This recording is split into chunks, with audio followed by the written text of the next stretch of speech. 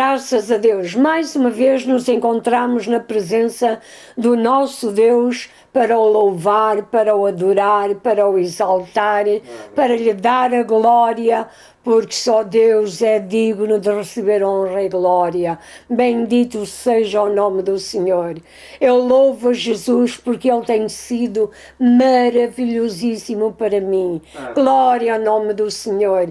A minha alma o ama, aleluia, porque Ele me amou primeiro. Glória ao nome do Senhor. E me amou quando eu era uma inimiga sua, no meu entendimento, porque nada sabia a respeito de Deus, mas glória ao nome do Senhor, que Ele se revelou às nossas vidas e nos fez conhecer a sua santa e bendita palavra pelo seu santo amor com que Ele nos tem amado. Por isso queremos exaltá-lo todos os dias da nossa vida. Amém. Queremos lhe dar a glória, aleluia, porque só Ele é digno de receber glória, amém, honra e louvor e adoração. Vamos orar para que o Senhor possa abençoar, aleluia, glória, o seu servo, a mensagem que ele vai expor seja uma bênção para a nossa alma, para a sua alma. Amém. Se você não conhece Jesus, que esta mensagem seja de grande esclarecimento para si, porque Jesus o ama e o quer salvar e lhe quer perdoar os seus pecados, amém, aleluia. Ele está à espera que você, aleluia, lhe renda o seu coração, amém, e a sua vida, porque Ele quer ser uma bênção para si. Vamos orar. Senhor nosso Deus e Pai, como é bom estarmos na Tua presença, louvarmos o Teu nome, glorificarmos o Teu nome, darmos glórias ao Pai, ao Filho e ao Santo Espírito de Deus. Senhor Jesus, Tu és maravilhoso. Tu salvaste a nossa alma, perdoaste os nossos pecados, trouxeste-nos para o Teu caminho, fizeste de nós filhinhos Teus. Ó Senhor, glória ao Teu nome, e nos tens acumulado de bênçãos a cada dia, pois o Teu amor é imensurável. Glória ao Teu nome. Grande és Tu, amém, digno és Tu de receber honra e glória. Amém. Meu Senhor, lembra-te daqueles que vão ouvir esta mensagem, Senhor. Amém. Alerta as suas vidas, alerta os seus corações, amém, salva as suas almas, meu Senhor. Inspira o Teu servo e abençoa o Senhor, amém, para a glória do Teu nome. Amém. Nós Te agradecemos tudo o que Tu estás fazendo e vais fazer em nome de nosso Senhor e Salvador Jesus Cristo. Amém.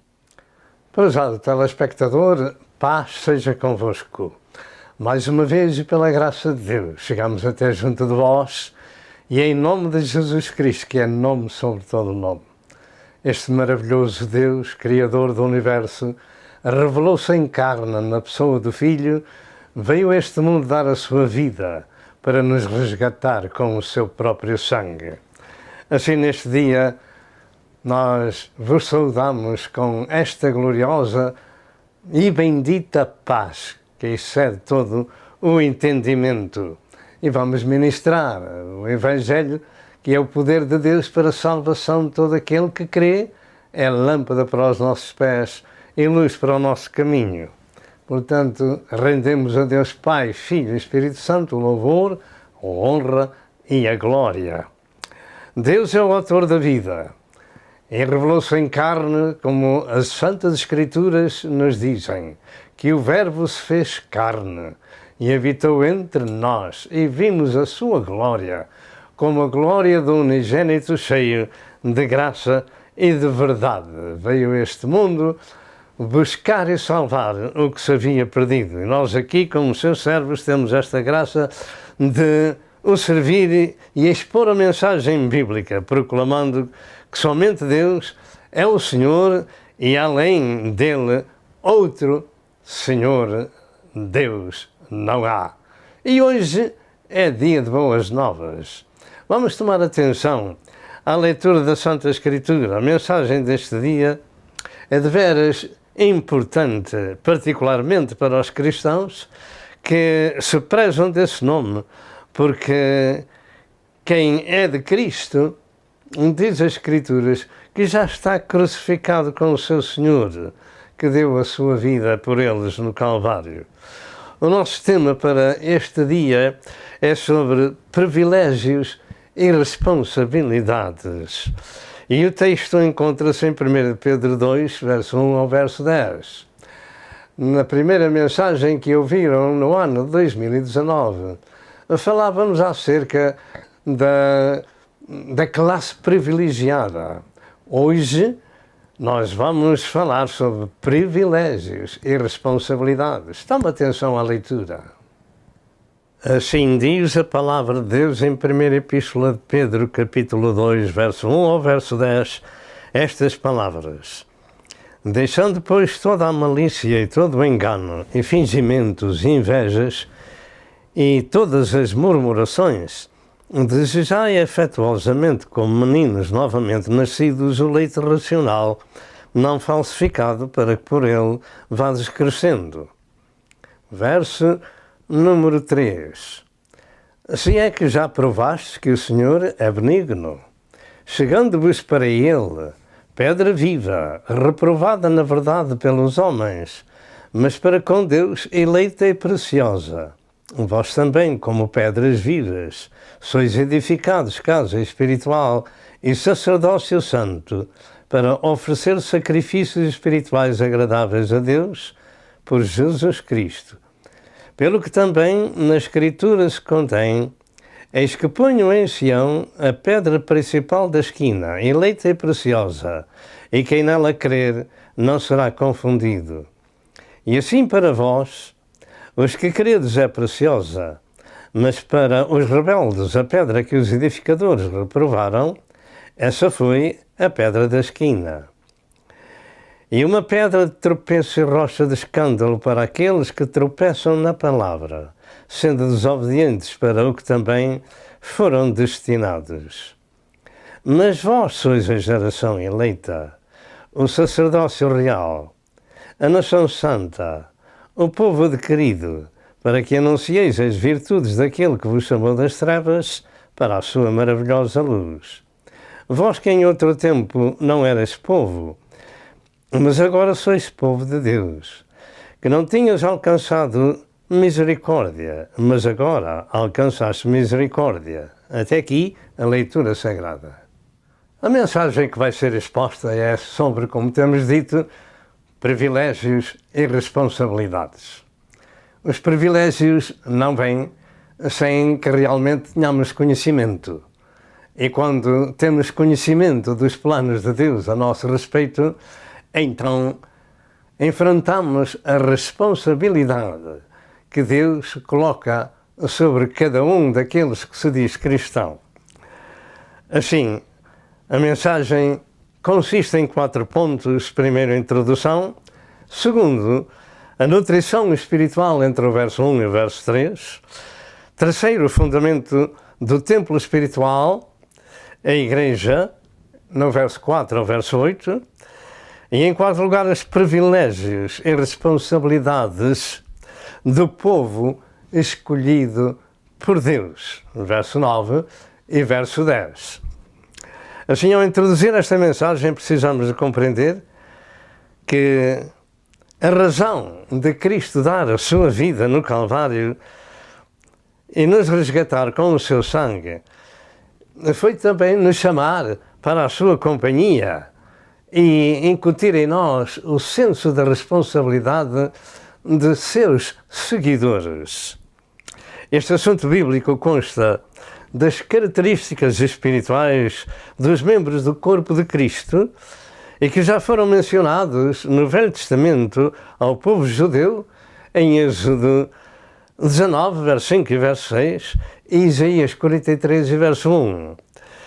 E neste sagrado ensino de Pedro, liderado pelo Espírito Santo, temos então, além da introdução, estes 3 pontos fundamentais da nossa preparação espiritual, com o propósito de sabermos quem Ele é e quem são os seus seguidores. Como disse Jesus, nem todo aquele que diz Senhor, Senhor, entra no meu reino, mas aquele que faz a vontade do Pai que está no céu.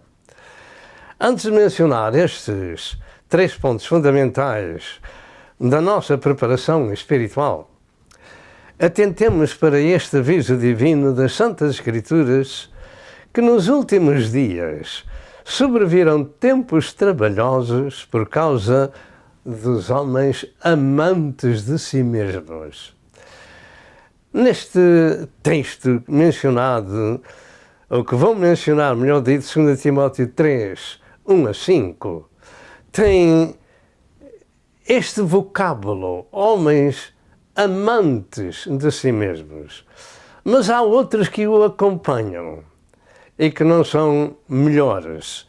De maneira que devemos ter em conta que os tempos nas Escrituras para os últimos dias e para a Igreja de Cristo são difíceis, são trabalhosos para o povo se manter na fé cristã. E esses amantes de si mesmos têm, como diz a Escritura, a aparência de piedade. E por essa causa é difícil detectá-los. Realmente só quem presta atenção às Escrituras e as pratica os poderá discernir convenientemente. E se você que me ouve não está passando por tempos trabalhosos que a Escritura nos adverte, então é porque está enquadrado no número das virgens loucas que ficam fora da porta. Tome isto como aviso divino.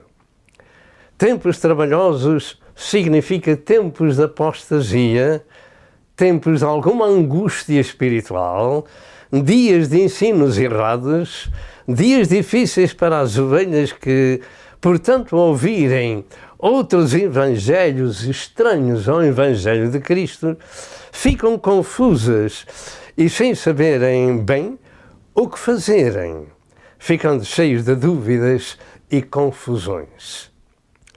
Um cristão de Cristo nestes dias, do fim da graça de Deus, tem por força dessa profecia andar muito atento, orando e vigiando, enfrentando as lutas e sentindo o peso da cruz que Jesus lhe mandou tomar. Cristãos nestes dias têm grande trabalho para se manter no caminho de Deus, mas não tem dúvidas de que está tomando a sua cruz, que se negou a si próprio e que veio a Jesus. E esses são os 3 passos principais de todo o cristão de Cristo.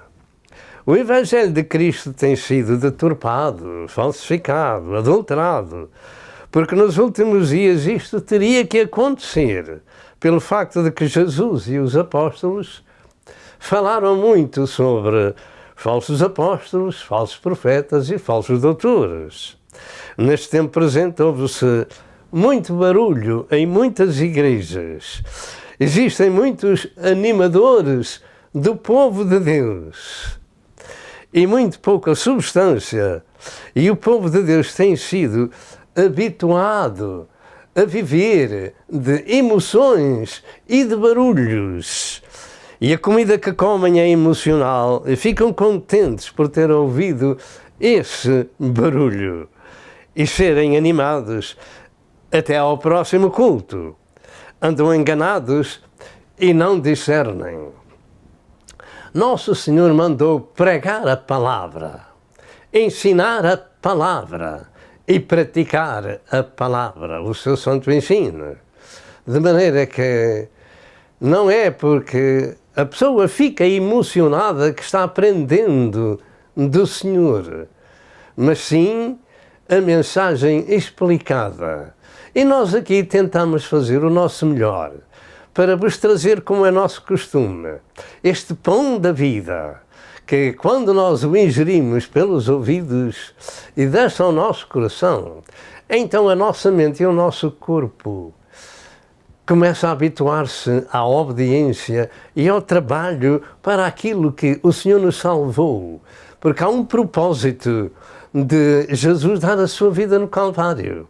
Foi para nos salvar, mas depois de nos salvar tem outro propósito, é de nos santificar. E depois de nos santificar tem outro propósito, é de trabalhar para o seu reino. Muitos há que têm os seus chamados pastores por seus ídolos e andam ansiosos por conseguirem ser bem abastados como eles e andam procurando as riquezas deste mundo. E Jesus continua a dizer: não ajunteis tesouros na terra, mas ajuntai tesouros no céu. Negai-vos a vós mesmos e tomai cada um de vós a vossa cruz cada dia. Esteja bem certo disto, que os cristãos de Cristo não têm aqui cidade permanente, mas buscam a futura. E por isso já não são deste mundo. Como diz em Hebreus 13 e verso 14 e João 15 e verso 19. Prepara-se para o céu, trabalham para Deus e para o próximo, porque é isso que conta na nossa vida. O apóstolo Paulo diz que nada trouxemos para este mundo e manifesto é que nada de dele levaremos. Mas eu pergunto, aonde é que está o seu tesouro? Está onde você tem o seu coração. Se procura as coisas da terra, o seu coração está nas coisas da terra. Não estou falando acerca de uma casa ou de um transporte. Estou falando acerca de colocar o coração nas coisas da terra e buscar as riquezas, os tesouros da terra, em vez de procurar pôr no céu o seu tesouro. Com quê? Com obediência, com o trabalho, com a ministração da palavra, com o testemunho, com uma vida transformada, dando aos outros aquilo que recebeu. Assim, cada ponto aqui formulado no princípio tem em si mesmo um longo estudo para ser meditado. Contudo, vamos abreviar cada ponto para concluir de uma só vez todos estes pontos anunciados.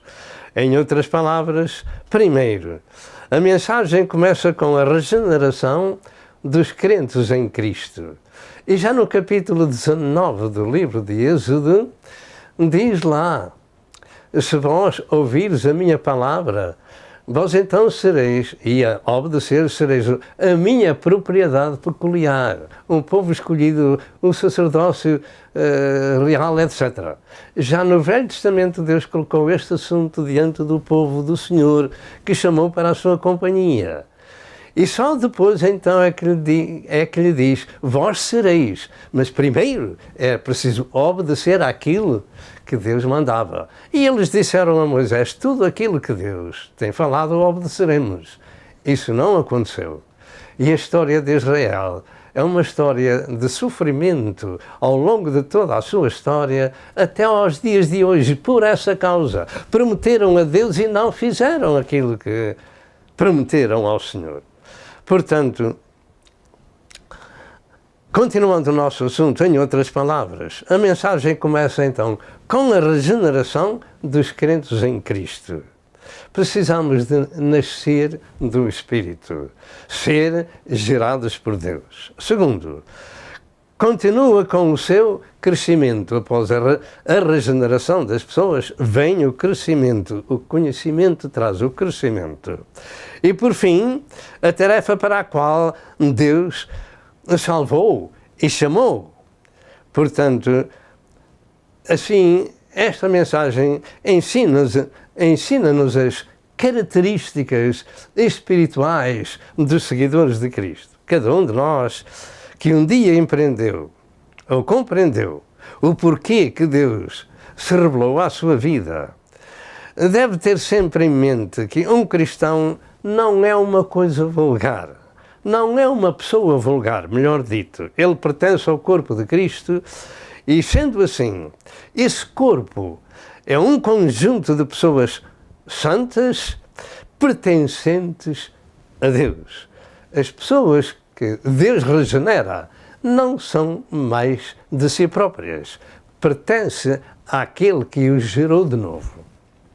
Já não são mais deste mundo, pertence ao mundo de Jesus.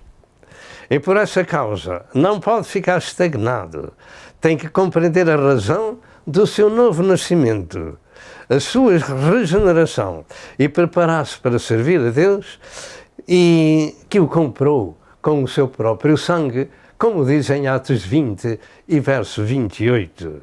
E ali temos Deus revelado em carne, derramando o seu sangue por nós.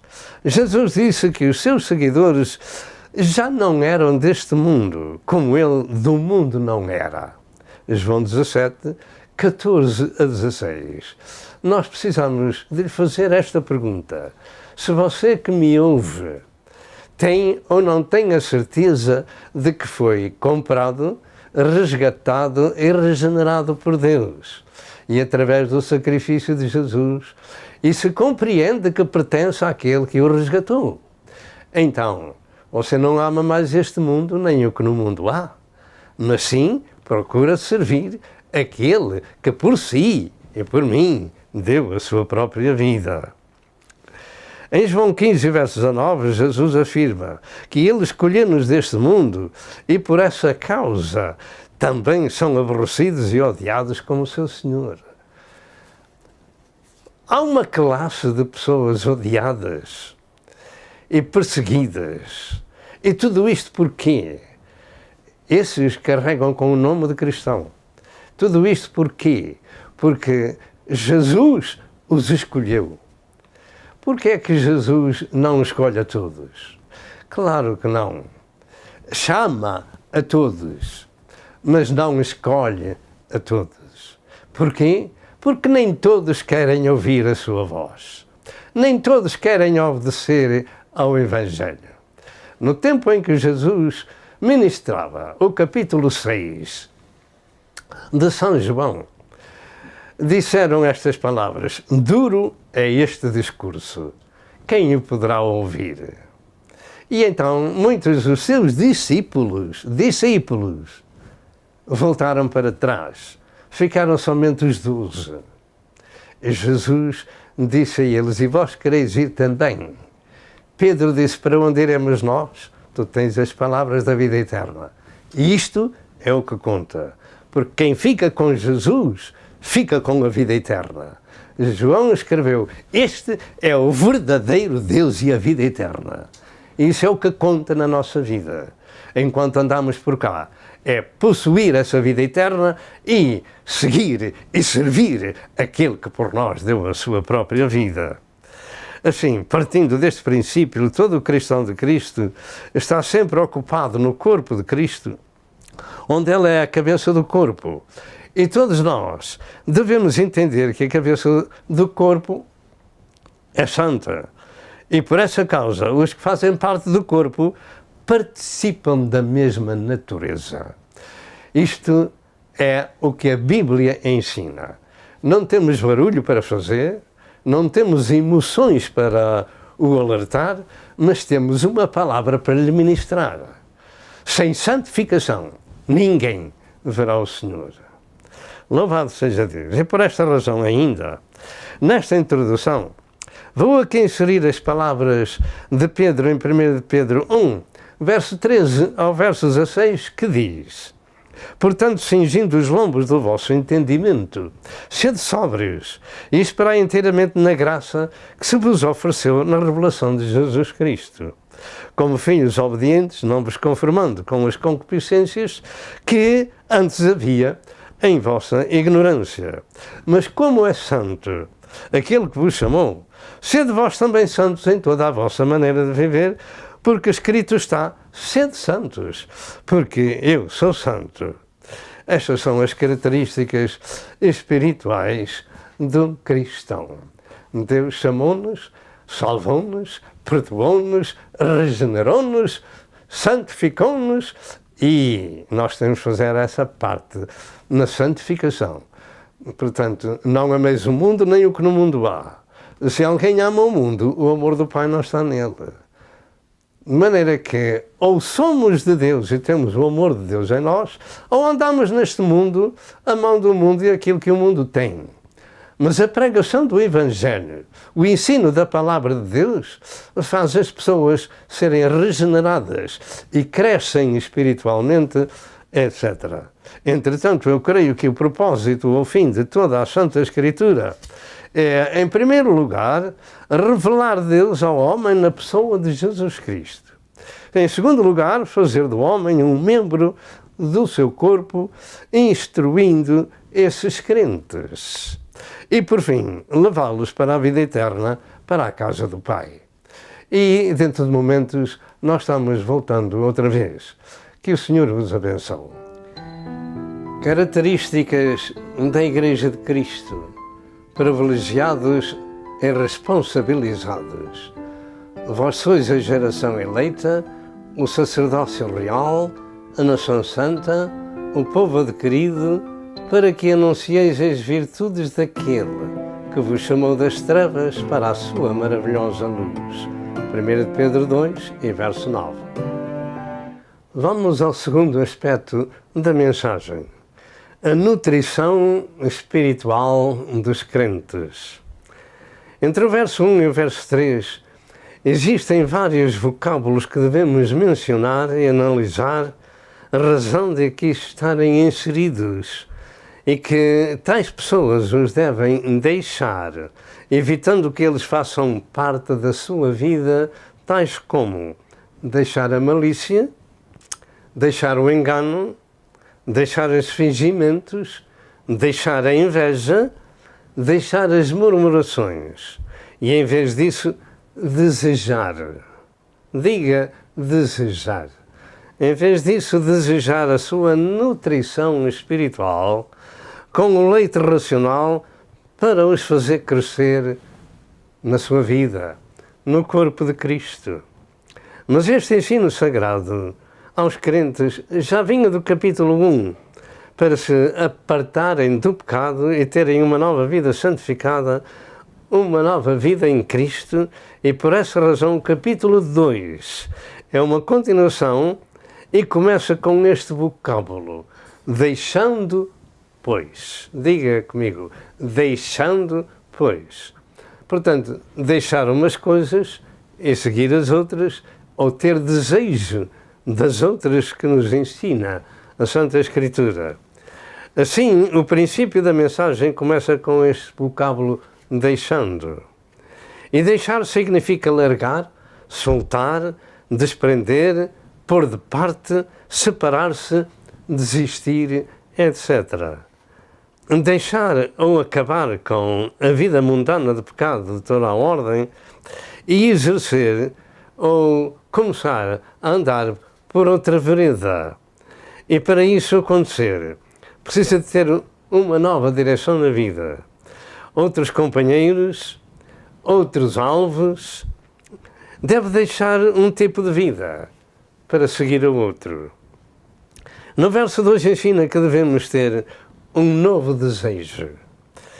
Ou seja, alimentar-se do leite racional para que por ele possam crescer. Diga crescer. Sim. Crescer no conhecimento para estar em ação no corpo de Cristo. Desejai afetuosamente o leite racional para que por ele vades crescendo. O desejo significa ter vontade, ter querer, ter ambição. E eu creio que ninguém gosta de ser anão.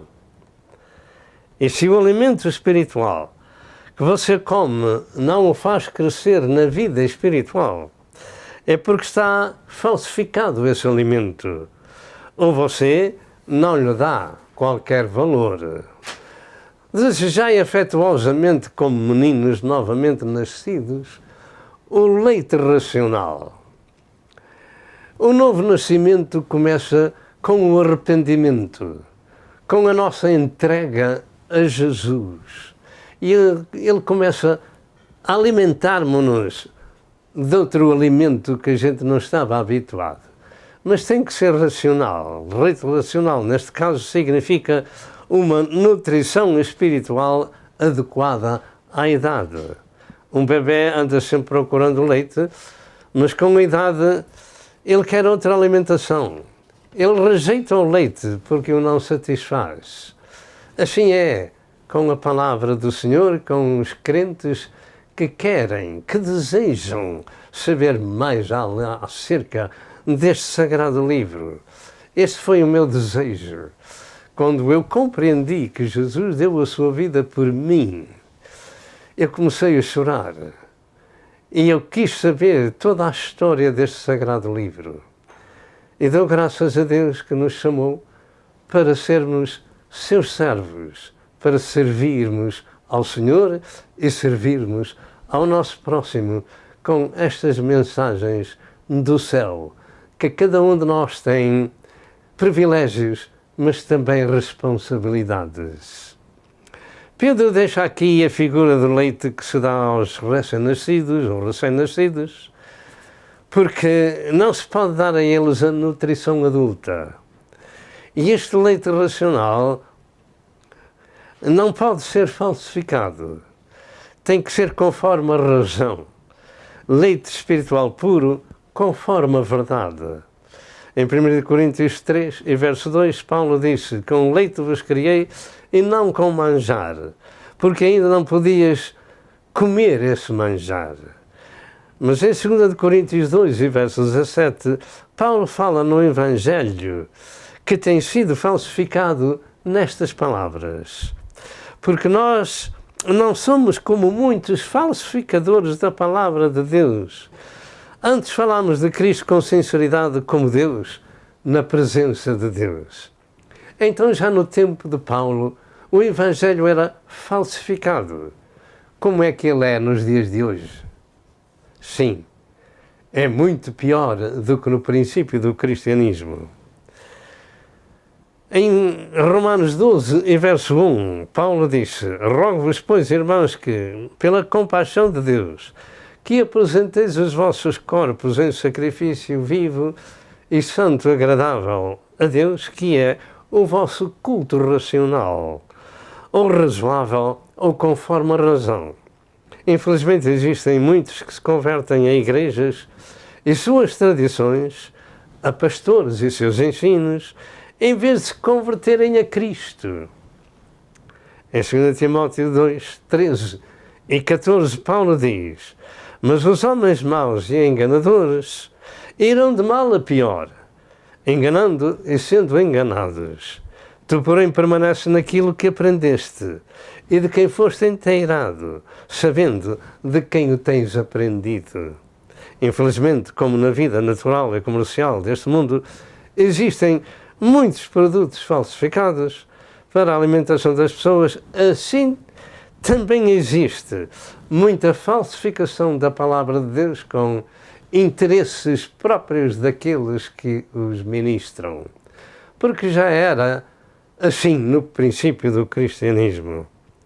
E andam oferecendo ao povo um evangelho político, religioso, de prosperidade, muito cômodo, e Jesus nem sequer tinha onde reclinar a cabeça. Não tinha pousada certa e precisava, até na sua morte, de um sepulcro emprestado para ser sepultado. De maneira que muitos há que procuram o seu bem-estar e querem impingi-lo aos outros. E as pessoas vão dando dinheiro, e vão dando, e vão dando, e vão dando.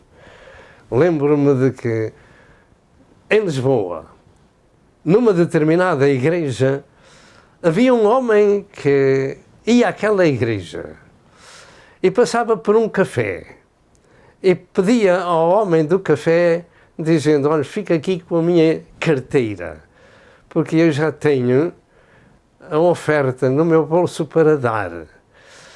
E o homem ficava desconfiado porque é que ele pedia para que ficasse com a sua carteira. É porque, infelizmente, naquele lugar, tiravam tudo às pessoas que tinham nas suas carteiras, com interesses próprios. Nós aqui damos de graça o que de graça o Senhor nos tem dado. Esta é a minha responsabilidade de dar de graça. Não comemos o pão de homem algum. Pela graça de Deus vivemos com o pãozinho de cada dia. estamos ministrando a palavra de Deus, porque nos é imputada esta responsabilidade de dar aos outros aquilo que a gente recebeu. Bem sei que os pastores são dignos do seu salário. Atualmente eu não estou pastoreando nenhum rebanho, mas estou ministrando para o mundo português que me quer ouvir a palavra do Senhor. E dou graças a Deus por este santíssimo privilégio. De maneira que, infelizmente, existem produtos falsificados no mercado para a alimentação espiritual, e assim é também com a mensagem do Evangelho. Ela vem muito adulterada em muitos lugares. E o povo do Senhor, coitadinho, é despojado, é emocionado, é habituado a barulhos, habituado a emoções e não está habituado à palavra do Senhor. Porque a palavra do Senhor regenera, santifica, incute-nos o trabalho, porque tem responsabilidades. Teve o privilégio de ser uma pessoa salva e agora tem a responsabilidade de dar aos outros aquilo que Deus lhe concedeu. Assim andam oferecendo ao povo um evangelho político muito cômodo. E Jesus, como disse, nem sequer tinha onde reclinar a cabeça. Jesus avisou de que haveriam falsos profetas e que enganariam a muitos. Mateus 7:15 e Marcos 13 e verso 22. E eu creio que ainda hoje, e mais do que nunca, é assim. Muitos andam enganados e gostam do engano. Habituaram-se ao engano. Lembre-se disto, meu amado que me escuta.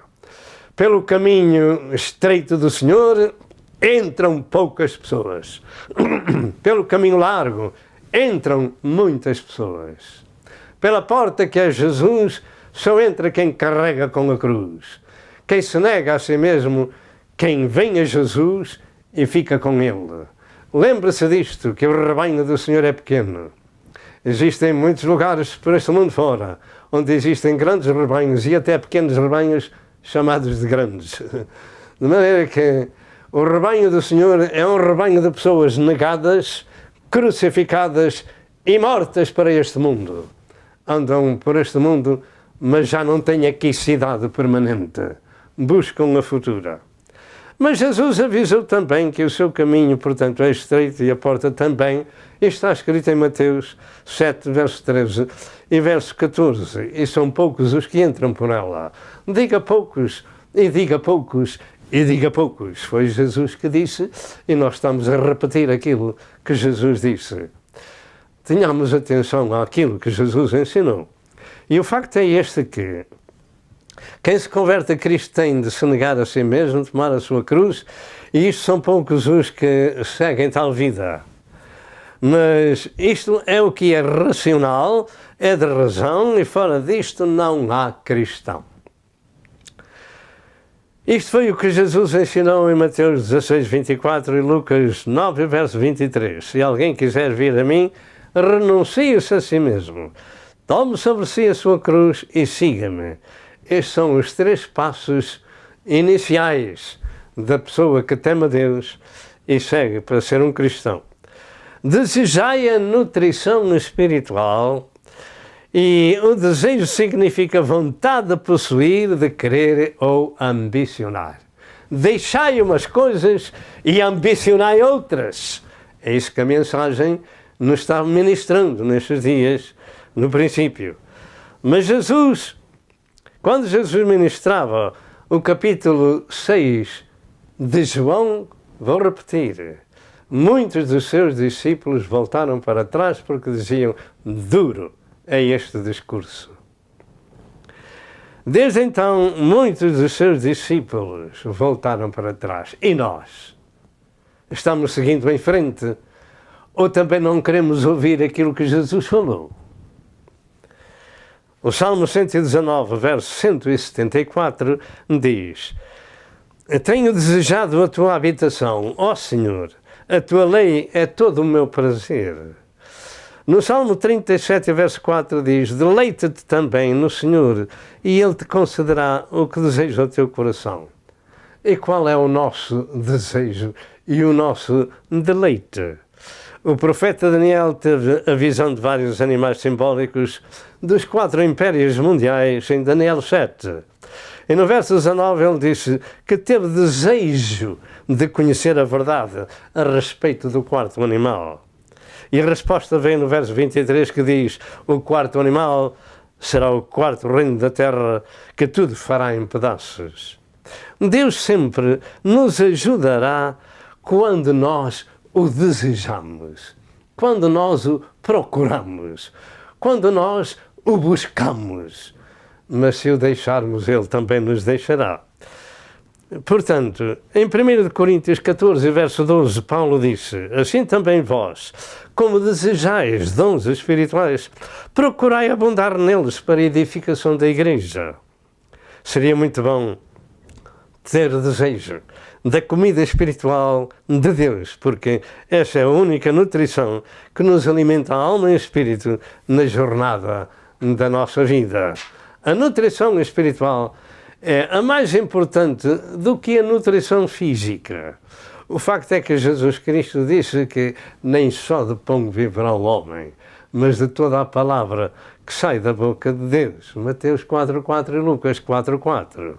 E Pedro deixa um ponto importante para compreendermos isso, e esse ponto está no verso 3 que diz: se já que provastes que o Senhor é benigno, desejai essa comida espiritual, se já provaste que o Senhor é benigno.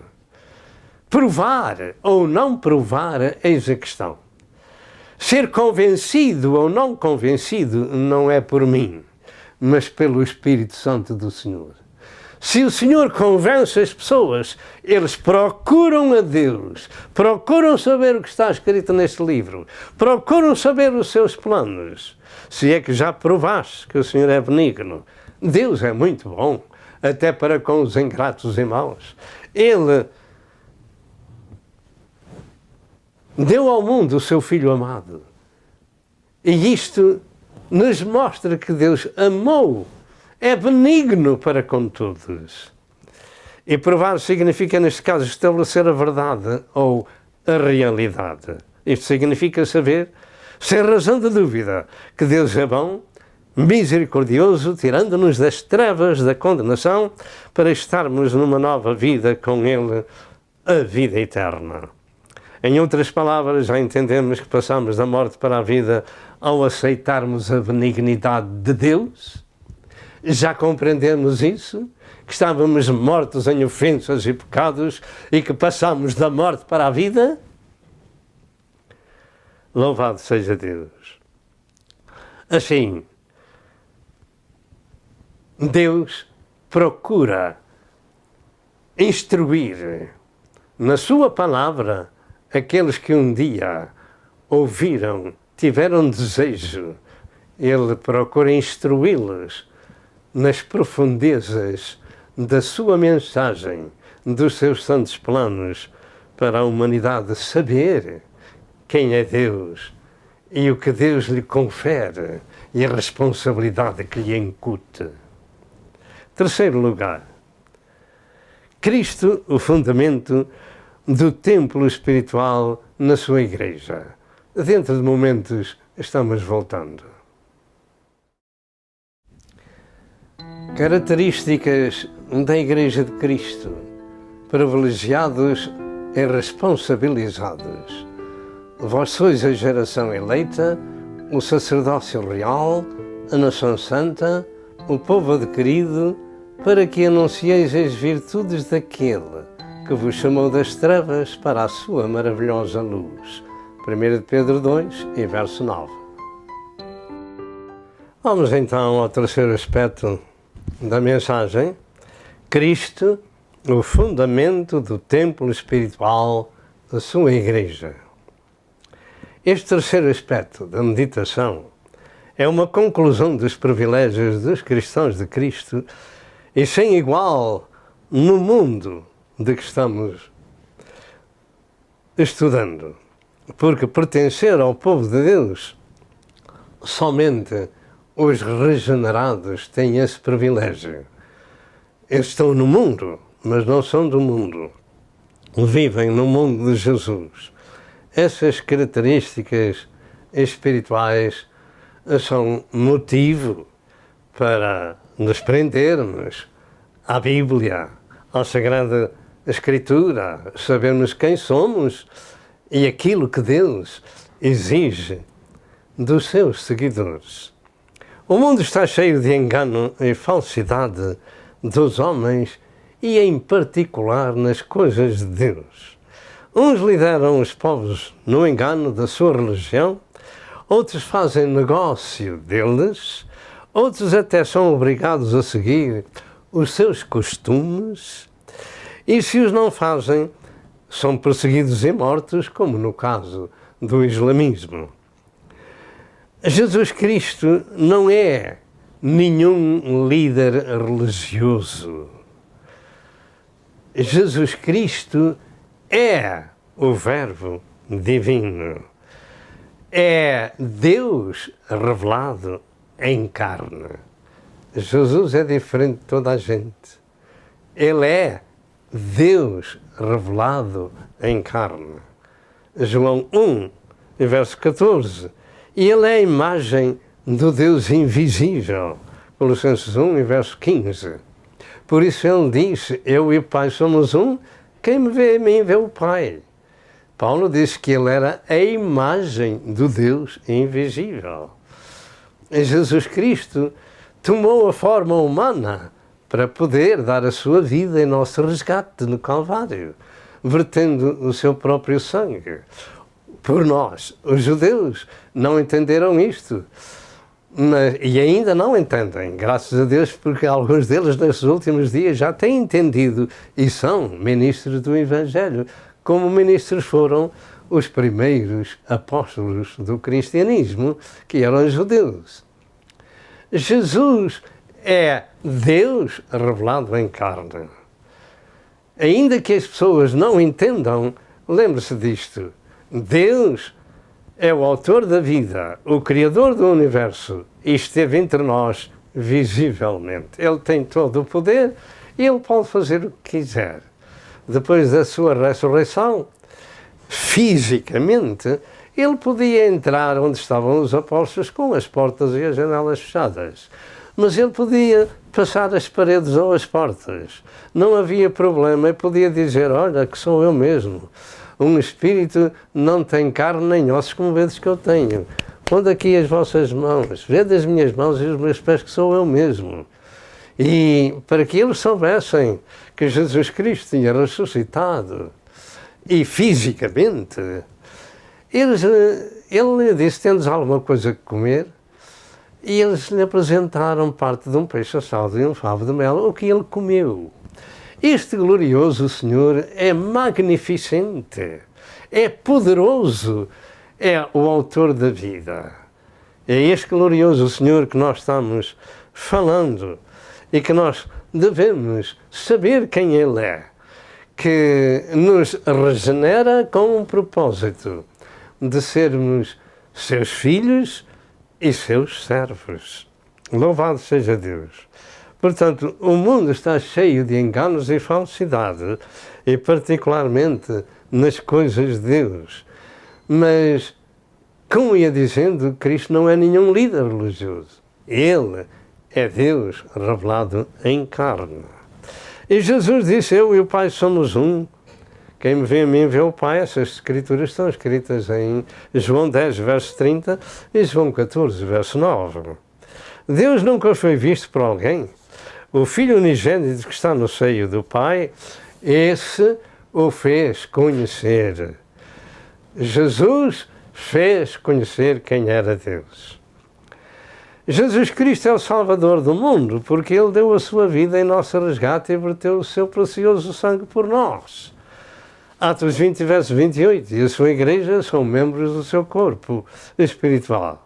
E se realmente já provamos a benignidade e a bondade de Deus e fomos nutridos pela boa comida, o leite racional espiritual, estamos então preparados para o manjar espiritual que consta de toda a boa e a sã doutrina. E neste aspecto temos que compreender que nas coisas espirituais é onde existe maior engano entre os homens no mundo. Porque o mundo não só está no maligno, mas existe neste mundo dezenas e centenas de religiões com ensinos contrários a este livro sagrado. A palavra de Deus. A palavra de Deus é espírito e é vida, lâmpada para os nossos pés e luz para o nosso caminho. E não nos podemos alimentar apenas da comida que comemos pela boca, mas sim por esta que entra pelos ouvidos, desce ao coração, ajuda a mente e o nosso espírito a sermos pessoas diferentes. Por isso estamos no mundo, mas já não somos deste mundo, como Jesus Cristo não era deste mundo. E se realmente nós estamos ouvindo a Santa Escritura, tomemos muita atenção, porque nós não podemos ser meninos eternamente alimentando-nos de leite. Mas o Senhor manda-nos apartar de tudo o que é mau, deixar umas coisas e ter desejo das outras. Louvado seja Deus! Assim, neste aspecto, temos que compreender que nas coisas espirituais é onde existe a maior parte do engano e devemos dar atenção. E volto a repetir, nós não precisamos nem de barulho, nem de emoções. Eu sei que qualquer pessoa se emociona quando perde um amigo ou um familiar, isso não está em causa aqui. E até nos emocionamos quando sabemos que Jesus Cristo foi crucificado em nosso lugar. Somos capazes de chorar, etc. Mas devemos ter em consideração que nos devemos alimentar do manjar espiritual para sermos realmente novas criaturas, porque o mundo não só está no maligno, mas, como disse, há muita religião com um ensino contrário à Santa Escritura, como, por exemplo, com o ecumenismo. O ecumenismo são as religiões do mundo juntas numa religião só, para cumprimento do capítulo 13 do livro do Apocalipse da Igreja do Falso Profeta. E, infelizmente, muitos cristãos com o nome de cristão e até pentecostais e evangélicos estão seguindo essa situação. Nós temos que nos alertar uns aos outros que o povo de Deus é um pequeno rebanho que toma a sua cruz e que não se mistura com as outras religiões, que não faz parte do ecumenismo, porque isso é diabólico, pertencente ao capítulo 13 do livro do Apocalipse. Seria muito bom um estudo completo sobre este assunto também, mas por essa causa vamos abreviar também esta terceira parte. Entretanto, sobre a Igreja de Cristo diz, em 1 Coríntios 12, verso 27, vós sois o corpo de Cristo e seus membros em particular. Não está em causa a evangelização do mundo. Está em causa os membros do corpo de Cristo. Está em causa a Igreja de Cristo. Pertenço eu à Igreja ou pertenço eu ao movimento ecuménico, ao ecumenismo? A quem é que eu pertenço? Sou eu membro do corpo de Cristo, uma pessoa regenerada que segue outros irmãos com o mesmo espírito ou não? Você já viu um templo construído com pedras vivas? Essas pedras falam e trabalham, cantam e adoram ao seu Senhor. 1 Pedro 2, verso 5, essas pedras oferecem sacrifícios agradáveis a Deus. E a Deus somente. E a Deus, Pai, Filho e Espírito Santo, somente. Não há Alás, nem Confúcios, nem nada extra àquilo que diz a Escritura, o Pai, o Filho e o Espírito Santo. Eu e o Pai somos um, e fora de mim não há Deus, diz o Senhor. Louvado seja o nome do Senhor. Assim, em 1 Coríntios 6, versos 19 e versos 20, afirma estas palavras: ou não sabeis que o vosso corpo é o templo do Espírito Santo que habita em vós e não sois de vós mesmos? Como disse no passado, ou há algum tempo atrás, fomos comprados com o sangue de Jesus e pertencemos somente a Jesus. Porque fostes comprados por bom preço, glorificai, pois, a Deus no vosso corpo e no vosso espírito, os quais pertencem a Deus. Quem é que nós andamos glorificando e adorando? Cristo é o fundamento do seu templo, mas os cristãos de Cristo são os que erguem o edifício, a igreja espiritual. Pertencemos nós a essa igreja, a esse corpo espiritual. Nos versos 4 ao verso 8 revela esse fundamento espiritual da igreja que é Jesus Cristo. Ou seja, a pedra principal da esquina, eleita e preciosa, mas que foi rejeitada pelos edificadores, rejeitada pelos judeus. João 1 e verso 11. Quando existe na nossa vida outro caminho e outro Senhor, ou outros senhores, ou outras senhoras, não somos de Deus. Mas Jesus falou aos judeus que essa rejeição também estava prevista nas Escrituras, em Mateus 21 e verso 42. E essa profecia da rejeição foi escrita também em Isaías 28 e verso 16. Nós não podemos ter mais que um Senhor. Quem tem 2 ou 3 ou 4 ou 5 ou 6 ou 7, ou seja, quantos deuses ou senhores for, não somos de Deus. Em João 12, verso 48, Jesus afirmou: quem me rejeitar a mim e não receber as minhas palavras, já tem com o julgue.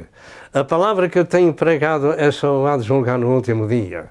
Diga, a palavra que Jesus pregou será o meu juiz. Não islamismo, não romanismo, não confucionismo. Ninguém mais. Somente a palavra que Jesus pregou. Essa será o juiz de qualquer um.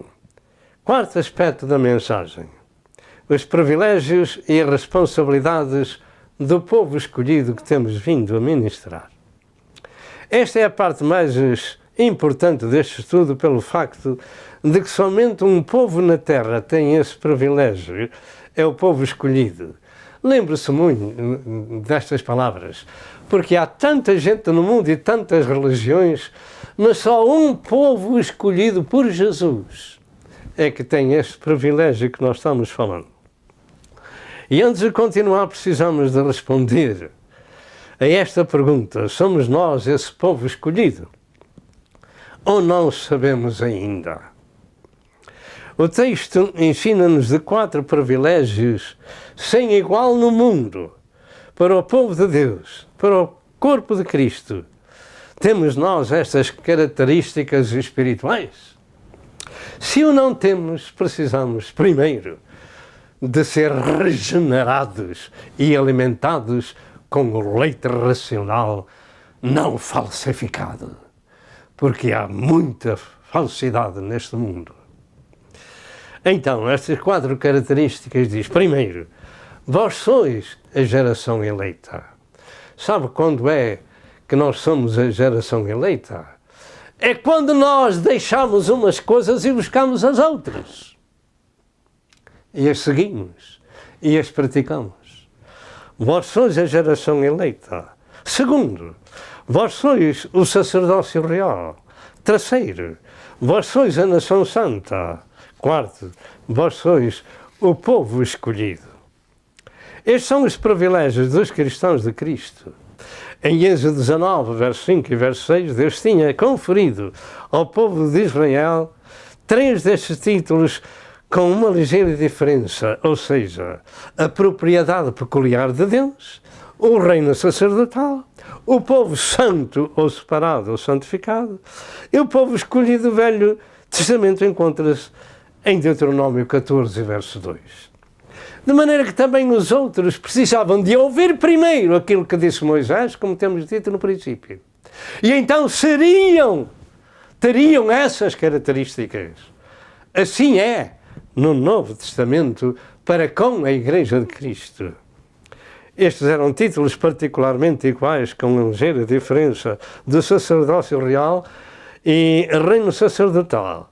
E naturalmente nós não vivemos no Velho Testamento nem debaixo da lei de Moisés, mas sim no Novo Testamento e debaixo da graça de Deus. O importante neste tempo presente é saber que se pertencemos à Igreja de Cristo, com estes títulos e privilégios que Deus nos conferiu ou não. Porque um corpo, naturalmente, é completo com todos os seus membros. Porque eu, por exemplo, tenho 2 braços e 2 mãos, embora este não esteja completo, porque este foi cortado. Mas se eu tivesse só um braço e uma mão, você não veria a outra. Então eu teria que mostrar somente esta mão. Mas eu, pela graça de Deus, tenho 2. E estou completo no meu corpo. O corpo de Cristo tem muitos membros. Somos nós membros do seu corpo. Assim é com o corpo de Cristo. Os seus membros sabem que fazem parte do corpo de Cristo, que é a cabeça. E são aqueles que trazem a mensagem para os outros aprenderem aquilo que ainda não sabem. Que têm privilégios, mas também obrigações ou responsabilidades. Vós sois a geração eleita, vós sois o sacerdócio real, vós sois a nação santa, vós sois o povo adquirido. Estas são as 4 gloriosas características da Igreja de Cristo e que muitos com o nome de cristão não têm esse conhecimento. A Igreja é uma nação que no mundo inteiro tem os seus membros e o seu rei chama-se Rei dos Reis. É o Senhor Jesus Cristo. Eleito significa ser escolhido entre todos os outros. Ouça o que diz a mensagem. Eleito significa ser escolhido entre todos os outros. Este é um privilégio que também nos incuta responsabilidades. Jesus disse: não me escolhestes vós a mim, mas eu vos escolhi a vós, e vos nomeei, para que vades e deis fruto e o vosso fruto permaneça. Então, não só os outros, mas nesta geração também, os escolhidos pelo próprio Deus revelado em carne, mas que grande privilégio, mas também que grande responsabilidade. Louvado seja o nome do Senhor. Para que o vosso fruto permaneça, disse Jesus em João 15, verso 16. E sacerdócio real significa que a Igreja faz parte do séquito real de Cristo. Um sacerdote é aquele que oferece sacrifícios espirituais a Deus. E Jesus disse que os que foram comprados com o seu sangue são reis e sacerdotes, e eles reinarão sobre a terra. Apocalipse 5, verso 9 e verso 10. No Velho Testamento haviam sacerdotes da lei de Moisés, mas no Novo Testamento todo o cristão de Cristo é um sacerdote, conforme acabamos de ler em Apocalipse 5, verso 9 e verso 10. Uma nação santa significa um povo apartado do pecado, que é um povo consagrado ao rei dessa nação. 1 Pedro 1, verso 15 diz: e sede santos, porque ele é santo. A característica do povo de Deus tem também esta parte. É um povo separado deste mundo, um povo santificado, porque é membro do corpo de Cristo, onde a cabeça desse corpo é o próprio Senhor, que é 3 vezes santo. Povo adquirido significa um povo que é possessão de Deus, e é privado, é peculiar, é sem igual. João 6, verso 27, afirma que Deus nos selou. Você sabe o que é um selo? Um selo significa que aquilo que está selado é pertença de alguém. E Deus nos selou e somos pertença dele. Em Efésios 1, verso 13, diz que fomos selados com o Espírito Santo da promessa. Que fomos selados com o Espírito Santo da promessa. E ser selado revela a propriedade de quem o selou. Assim, privilégio significa também direito à vantagem exclusiva. E ser privilegiado significa ser-se excepcional ou vulgar.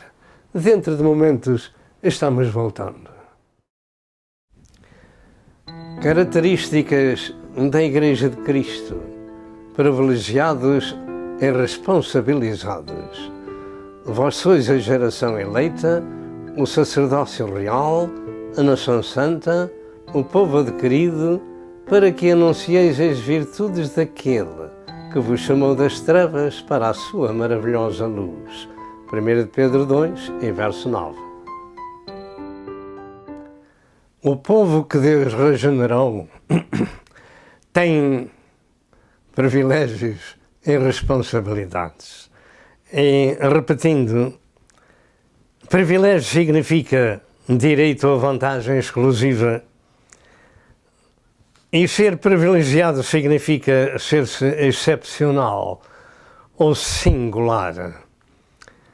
Vós já não sois deste mundo, como eu do mundo não sou. Pertencemos a outro mundo, pertencemos ao mundo de Jesus. Foi isso que Jesus afirmou, que os seus seguidores se assentarão também no seu trono, como Jesus se assentou no trono de seu Pai. Apocalipse 3, e verso 21. Privilégio sem par. Muito se podia dizer destas 4 características que foi dito, mas foi dito apenas um pouco. E para finalizar, a parte mais importante que na terra esse povo escolhido, eleito, santo e sacerdócio tem, é de anunciar as virtudes daquele que o chamou das trevas para a sua maravilhosa luz. E quando temos que anunciar as virtudes desse Senhor, precisamos de saber o que este livro sagrado diz acerca desse Senhor e das suas virtudes. Precisamos de saber que realmente o conhecimento da eternidade é o que nos interessa saber. Porque o Senhor próprio disse: não ajunteis tesouros na terra, mas juntai tesouros no céu. Como? Pondo dinheiro lá? Joias, ouro, prata, pedras preciosas? Não. Não precisamos, porque manifesto é, vindo nós para este mundo nada trouxemos, manifesto é que nada levamos dele. Mas o nosso tesouro consiste em falar de Jesus às almas, levá-las ao conhecimento e à regeneração, ensiná-las a saber que Deus os amou de tal forma que deu a sua vida por eles.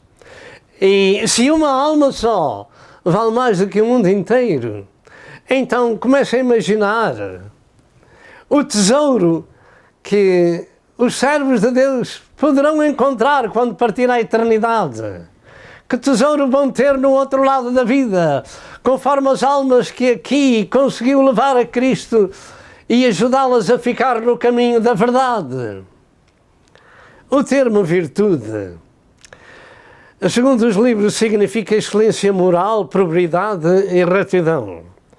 Eu creio que os atributos de Deus revelados em toda a Santa Escritura dão resposta a este assunto. Deus é Espírito, Deus é imutável, Deus é amor, Deus é bom até para com os ingratos e maus, amou o mundo de tal maneira que deu seu Filho, para que através da morte dele no Calvário possamos ter a vida eterna. Está à descrição de cada qual aceitá-lo ou rejeitá-lo. E se nós o aceitamos como nosso Senhor e Salvador, então nós passamos da morte para a vida, passamos de escravos para senhores, um dia na eternidade daquilo que colocamos lá, de acordo com o nosso trabalho aqui na terra. Deus ama o mundo pecador e quer salvá-lo. Deus é imortal, não muda, é o único que não muda. Deus é onipotente, omnisciente e onipresente. Este glorioso Senhor, estas virtudes sagradas estamos anunciando, são para que você saiba que não adianta estar trabalhando para a terra, juntando fortunas na terra, tesouros na terra, mas sim tesouros no céu. Deus é magnificente. Ele é o Criador do Universo. Ele é o Salvador do mundo, que se revelou em carne na pessoa de Jesus e veio salvar, buscar o que se havia perdido. A Bíblia Sagrada diz que o Senhor fez dos seus servos embaixadores do seu reino eterno. Em 2 Coríntios 5 e verso 20. E um embaixador representa a sua nação. Um cristão representa na terra o seu Senhor, o seu Deus. E Jesus foi bem longe quando disse: quem vos ouve a vós, a mim me ouve. De maneira que nós não precisamos de falar das coisas da terra, e elas têm muitas coisas lindas por este mundo fora. O povo anda viajando, vendo outros lugares que Deus criou. É bom viajar quando a gente pode fazê-lo. Mas aqueles que têm o pão de cada dia e não se pode retirar para muito longe, andam mais envolvidos no trabalho de Deus, e muitas vezes viajamos por força das circunstâncias, mas esses viajam por fora da sua casa, aonde podem alcançar algum coração para o reino de Deus. Portanto, os servos de Deus são a voz de Cristo na terra. A Bíblia Sagrada diz: arrependei-vos, porque é chegado a vós o reino de Deus. Você deseja entrar nesse reino e possuí-lo? Somente os seguidores de Cristo têm este santo privilégio e esta responsabilidade de anunciar ao mundo quem é Deus. Jesus disse: ide por todo o mundo e pregai o Evangelho a toda a criatura. Marcos 16, verso 15. Ide e ensinai todas as nações. Mateus 28, verso 19. E aqui estamos nós, ministrando ao mundo pecador que Deus ama os corações e quer salvá-los. Agora, somente pela Igreja, a multiforme sabedoria de Deus é conhecida dos principados e potestades nos céus. Esta é a responsabilidade da Igreja de Cristo, a trazer ao mundo o conhecimento de Deus, da sua graça redentora, pelo seu sangue, o sangue do seu Santo Cordeiro. 1 Pedro 1, 17 e 18 e 1 João 1, verso 7. Atos 20, verso 28 diz que fomos resgatados com o seu próprio sangue. E nós estamos quase a terminar. Precisamos de compreender o que foi dito, dos privilégios e das responsabilidades.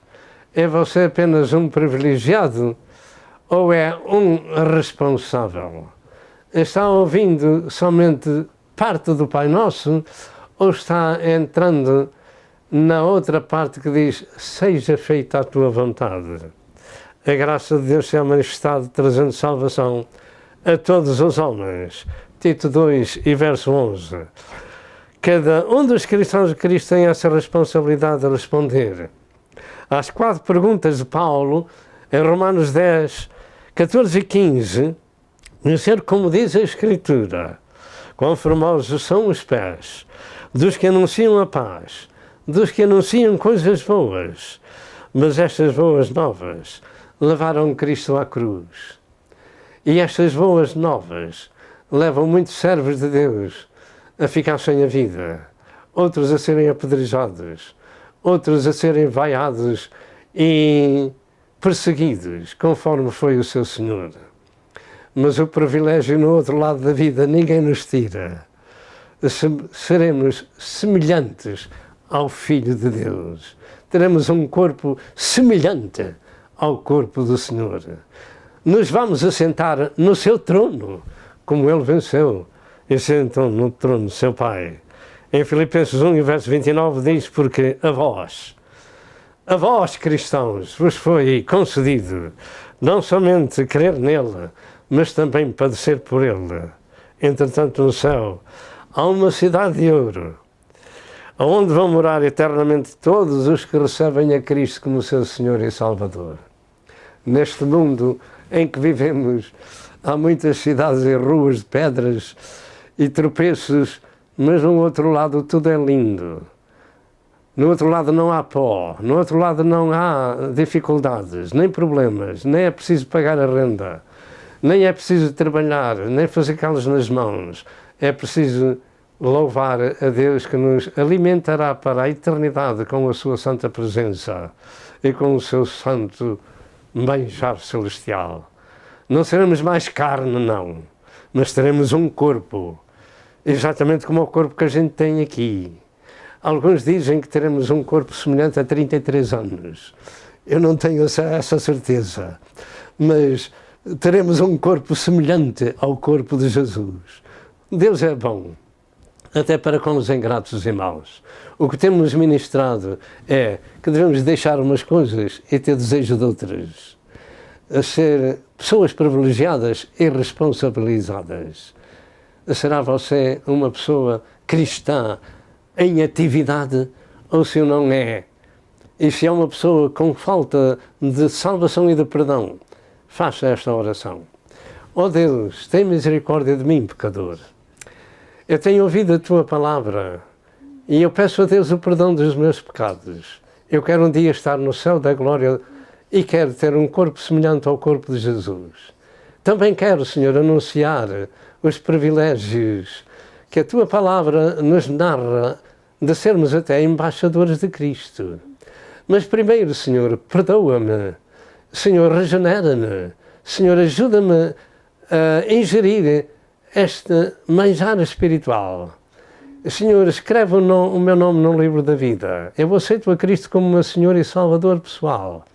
E proclamo que Jesus é o Filho de Deus, que morreu por mim e Deus Pai o ressuscitou ao terceiro dia. Senhor meu, santifica-me e salva-me completamente deste mundo de pecado, porque eu rejeito o diabo e o Satanás e quero seguir a Cristo como meu Senhor e Salvador. Peço a Deus em nome de Jesus.